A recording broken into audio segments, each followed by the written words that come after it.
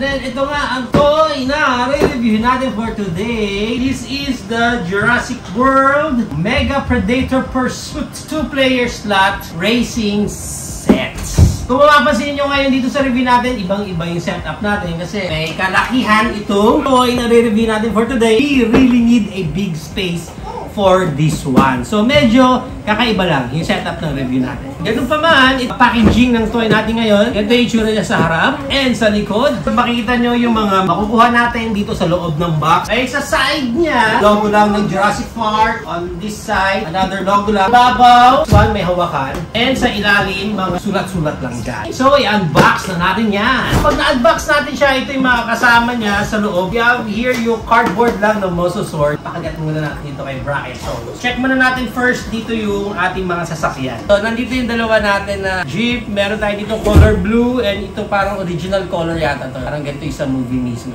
Makikita nyo dito may silver siya, parang tela. Meron siyang peg dito na maliit. Yun yung mag-guide para dun sa trucks. Okay naman, mukhang maganda naman yung mga jeeps nila dito. Ito yung mga trucks natin. Itong mga to is mga trucks lang din. Ito yung mga kalsada mismo. Kung may mga naririnig kayo tawa-tawa or parang may mga bumubulong sa paligid. Hindi lang po ako nandito ngayon sa room, marami pa. Yes, the production staff. Kaya tayo ka big time guys, may production na tayo, may staff na tayo. Ito pala yung controller niya. This one, ito maganda. Para siyang semento talaga. May texture siya. Hindi ko alam kung nakikita ng camera nyo, no? Kasi nakatitig lang din sa akin yung camera. Hindi ko alam kung pinofocus. May texture siya. So maganda to kasi para siyang semento talaga. Oh, nice! Okay oh. May kasamang gate mismo ng Jurassic Park. Pero ang ganda nitong gate. Ang open niya, one side lang. Ito, lagyan na natin yan dyan. Itong mga kakabitan ng gate, hindi kayo malilito, may left and right siya. Kasi susundan mo mismo yung peg niya dito. Ayan o. Kung ito, kakabit mo dito, hindi pwede kasi iba yung shape niya. So, according lang dun sa shape. Ayan o. Matatayo na natin yan. We have here the sticker ng Jurassic World. Tapos may kulay red na plant. Hindi.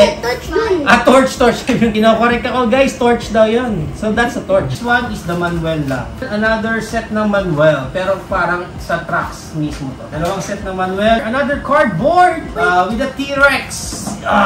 T-Rex. Sa likod, iba pa yung design. Another cardboard set here. Nandito si Blue and si Mosasaur. Ganun, magkakaiba nung design, hindi siya pare-pareho. This one, and ito naman yung sa likod niya. And may isa pa tayong cardboard dito. This one, wala siyang design sa likod. Si Blue tsaka si Owen. Yan. And then, meron tayong kasamang box dito. Ano bang naman ito? Kasama siyang Raptor. Si Blue! May kasama siyang figure. Nice. Okay. This one is not articulated. Although soft rubber siya, yung buntot and kamay, pero yung ulo niya matigas na. Naubos na natin. It's assemble time. Okay guys, idikit lang muna natin itong mga stickers natin. Yung sticker niya guys, makapal naman. Uy, pantay na pantay yung sticker. Then yung mga red plants, lalagay na rin natin dito. Torch ba? Okay, torch daw to guys. Yan. Yan! So, buo na natin. Yan ang pinaka-itsura niya pag nakabit na natin lahat. Guys, take note lang din pala, itong track na to, may mapapansin kayo dito may number. Kasi this one would be the score. Pag dumaan dyan yung sasakyan, ayan, nagbabago yung score. Medyo tricky lang yung part na to. Well, obviously, dito yung positive and dito yung negative. So, dun siya papasok dapat. Akala mo, hindi siya nag-fit. Pag ganyan kasi, pag straight mo lang siyang kino-connect dyan, medyo mahirap. So, ang strategy na gagawin ninyo is that, itong side na to, yan kailangan, mag-fit yan dyan, yung square niya na yan, dun siya mag-fit. So, dito sa kabila, slide mo lang din yan. Kasi pag dinerecho mo lang siya, parang humaharang siya dun. Ayan, nag-fit siya sa akin. So, parang isa-side mo siya dyan para mag-connect, and then dito sa kabila, ganun din gagawin mo. Ayan, ayan. Ayun. So, tumatama kasi siya dito sa kanto na to. Sa parang spike na to. Tumatama yun, okay? Kasi pag i-connect mo siya ng straight lang na pag ganyan, tatama siya talaga dun eh. So, baka mabali lang. Ganun na lang yung strategy yung gawin ninyo. Slide mo siya dyan sa gilid. So, ganun din sa kabila. Slide mo rin. Yan. Ayun, Mas mag-fit siya pag ganun. 11. Ay, so, sabihin kayo siya kalaki? Dalawang 11. Tapos 23 yun. Ayan. Hindi Ito yung mahirap na side guys kasi nagkamali kami ng duktong dito sa loop. And as of now, double check na lang namin yung mga numbers. May mga numbers guys yung tracks niya may numbers. Susundan nyo lang talaga yung manual. Ayan guys, hindi pa namin nako-connect. Actually, pre-built lang kami dito para makita natin kung tama yung mga tracks natin dito. Kasi pag dinerechong connect nyo na and then may mali palang tracks, medyo mahirap tanggalin pag na-connect nyo na. So right now, iduduktong na natin lahat to. Ayan guys, na-connect na natin lahat yan. Itong loop yung pinakamahirap sa lahat. Kasi binubuo pa namin ngayon yung mga bridge naman. Iduduktong yan dyan sa mga bridge para sa mga nakaangat na part. Okay? Okay guys, ito na lahat. Ayan ang pinaka-itsura lang. We're so excited na para din sa tracks natin. So this one, ito yung top view natin. Yan, top view yan ha.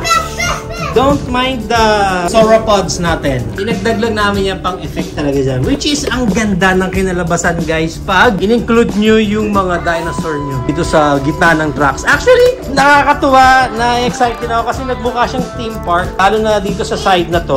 Mukha siya talagang theme park.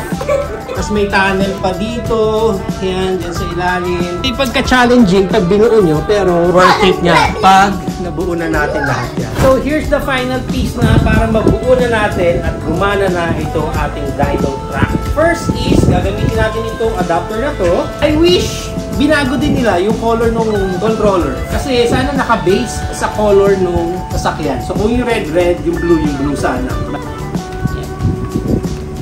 Okay. Yung mga cars natin, nalagay natin sila dito. Here we have the color blue. Here we have the red. So yung cars niya, parang may magnet. Pag nilagay mo siya sa track, automatic na siyang kumakapit doon. Get set! Go! Isa pa. 1, 2, 3. Wow! Try natin na makagala.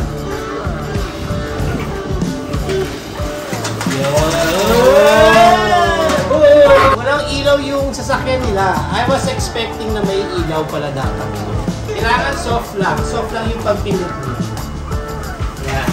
So, depende sa pagpindot nyo yung speed karte. Pag nandito kayo, dapat soft lang. Pero pag malapit na kayo sa loop, diinan nyo para makapag-loop sila. Okay. Oh! Ganon! Oh, nasindo ka pagdating doon. Wow!